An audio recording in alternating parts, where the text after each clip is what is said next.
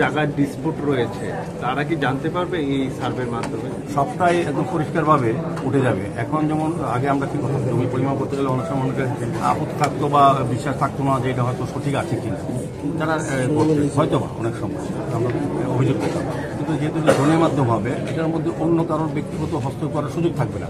Original যেটা এটা চলে আসবে, চলে আসার পর জমির মালিক যারা আছেন, যে সরকারি হোক বেসরকারি হোক, রাস্তা হোক ড্রেন হোক, আমরা অরিজিনাল মেজারমেন্ট আমরা পেয়ে যাবো। ঠিক আছে, এটাই সেন্ট্রাল গভর্নমেন্টের যে প্রজেক্ট নকশা নামে আমাদের ভারতবর্ষের 152টা এইরকম শহর নিগমে যেটা চালু করছে, যে যারা নিগমবাসী তাদের যে একটা প্রায় জায়গাতে সমস্যা হয় জায়গা জমিন এরিয়া নিয়ে।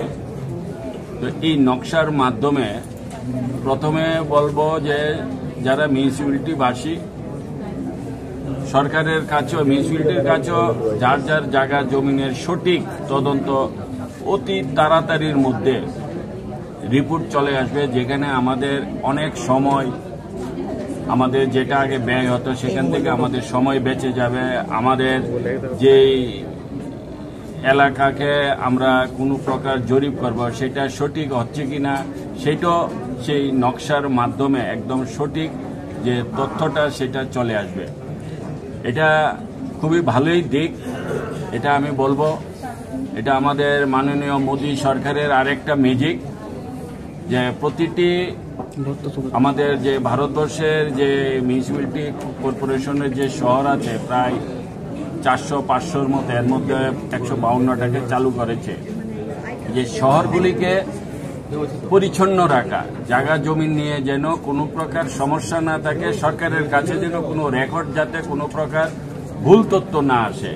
তো সেই কারণে আমাদের ড্রোনের মাধ্যমে প্রত্যেকের যার যার এলাকা যার যার জায়গাগুলিকে যেন নির্ধারিত করা যায়, এটাই হচ্ছে আজকের যে বিষয়।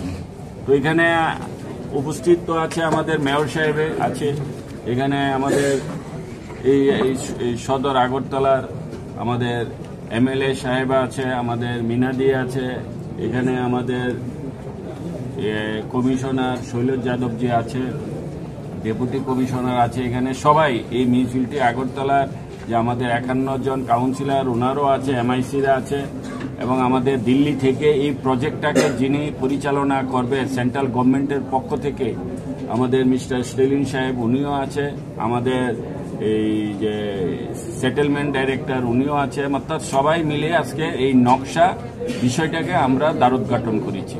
ধন্যবাদ সকল।